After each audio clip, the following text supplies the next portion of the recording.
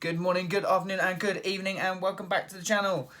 Today I am obviously going to be talking about Wandavision. It has just dropped this morning. So Phase 4 of the MCU has officially started. Obviously, a year or so ago, a couple of years ago, when things were teased, everyone, Marvel executives were talking about it. Kevin Feige was talking about the MCU going forward, Phase 4. Wandavision was one that I kind of wanted to see, but I wasn't massively interested in. Over time, it's developed. I was really interested in What If, and now I'm really not bothered. The more I saw of Wandavision, the more I thought, actually, I'm really quite excited about this. This kind of like 50s, 60s, 70s, 80s sort of sitcom-based TV show with, obviously, the characters of Wanda and Vision played by Elizabeth Olsen and Paul Bettany. So this is something very, very different, drastically different, really. I do remember quite a few years ago when Agents of S.H.I.E.L.D. was talked about. Me and some friends were talking about it, and we said that what would be best for the MCU would be shorter series for their TV shows, high production values, get the main cast, get the sort of the Samuel L. Jacksons, get the Robert Downey Jr.'s, get the Chris Evans into like cameos in them once or twice a series or so if they can, at least have a little cameo. Have like 9 to 10 episodes. That I think there was a real sort of sweet spot hit with the Marvel Netflix shows, and I think that's kind of like the gold standard at the moment. Obviously, Agents of S.H.I.E.L.D. came out, and it's like 24 episodes, and it's not that great. I just switched off after like the first series, I think it was. I wasn't overly impressed. This is the kind of thing. WandaVision is the kind of thing that I was expecting from Marvel. This is what I think they should have done from the very beginning. So we know now that it's 9 episodes. The first 2 have been released this morning. They are half an hour long. So, I mean, you are looking at... I'm not seeing the budget for WandaVision, but reports have been that WandaVision, Loki, Winter Soldier, Falcon Winter Soldier, they do have large film kind of budgets. This is the kind of thing that I would expect from Marvel. It's the thing I expect from Marvel sort of from way back. You've got this high production value, you've got the actors in it, and to be honest, it didn't disappoint. Episode 1 and episode 2, from the look of it, you've got this sort of first episode 1950s, the kind of I Love Lucy feel to it, where it's a kind of 1950s wacky. Vision has his boss and his wife come round for dinner. They're not prepared, and it's like that kind of wacky comedy. Episode 2 is more like the sort of the Bewitched of the... I think Bewitched was 70s, but that kind of a feel. Both the episodes were in black and white. The second episode had a few bits of colour in it. Overall, I'm actually really impressed by these. I think this is the standard in which Marvel should be hitting for their TV shows. The special effects in it were fantastic. They really were. I don't know too much about the showrunner. I can't remember her name off the top of my head, but if the first 2 episodes are anything to go by, she's done a very, very good job with writing and sort of pushing this show forward.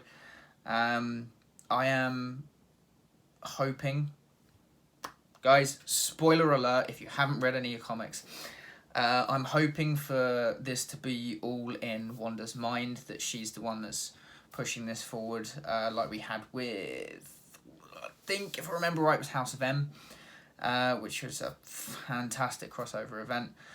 That's what I'm going to get. That's what I'm getting from this. She's the one that's doing it to herself. She has had this kind of mental breakdown since Vision died in Infinity War. We know this is set post-Endgame. So officially Vision is dead. And like I said, this is done like a TV series. You have someone actually watching TV, watching what's happening between Wanda and Vision. It's set up like a 1950s, 1960s television show. The people that are watching have ties to S.W.O.R.D. Now we know that because I think it was the first episode after the episode, as it were, it sort of pulls out of the TV. You have someone watching the TV writing down in a notebook with the S.W.O.R.D. logo. Episode number 2, you have a beekeeper come out of one of the manholes, and he's got S.W.O.R.D. and the logo written on his back. So it's clear S.W.O.R.D. is going to play a major part, and that's something that has been referenced in... Which one was it? It was Spider-Man Far From Home. I believe the very end credit scene, you had Nicholas Fury on a spaceship, so that sort of ties into S.W.O.R.D. as well. But like I said, overall, this was fantastic. The first 2 episodes are out, and I'm excited to see the rest of them. I love the fact they are playing with both the decade and the sort of the genre of each episode. Like I said, we've had the 50s and then sort of 50s/60s. We've seen from the trailers there's potentially going to be sort of 70s, 80s, 90s, which I'm very excited about. I'm not too sure about seeing the 2 characters in their comic book accurate costumes. From the way it was depicted in the trailer, it seemed to kind of make fun of them a little bit as a Halloween costume. That I'm not particularly big fan of, but I do like the fact they are referencing them a little bit.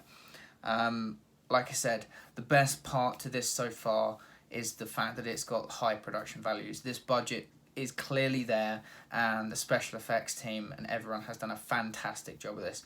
I think it's been well written so far. It's meant to be this kind of like tongue-in-cheek comedy. They've pulled it off really, really well. So I'll be curious to see how that develops over the course of the seven more issues, seven more episodes.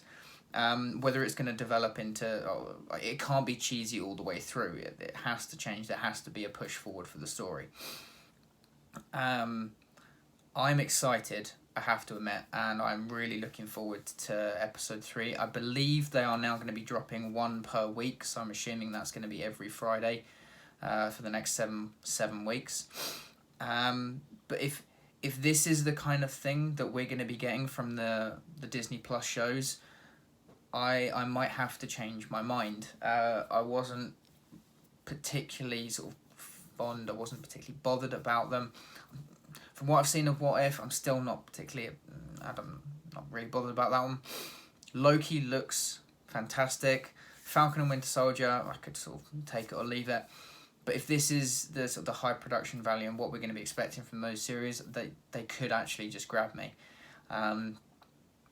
So obviously we'll see where we go from here. But this so far, Phase 4 has started now, and this is a very, very strong start from Marvel. They are not playing around, and I'm really looking forward to everything going forward with Phase 4 now. Guys, please tell me you have watched Wandavision. Let me know what you think about it down in the comments below. Don't forget to like, share and subscribe, as it really does help me out. And I'll definitely be seeing you next week for the next episode of Wandavision, because I'm going to have to watch these as they come out. I'll see you all next week. Take care.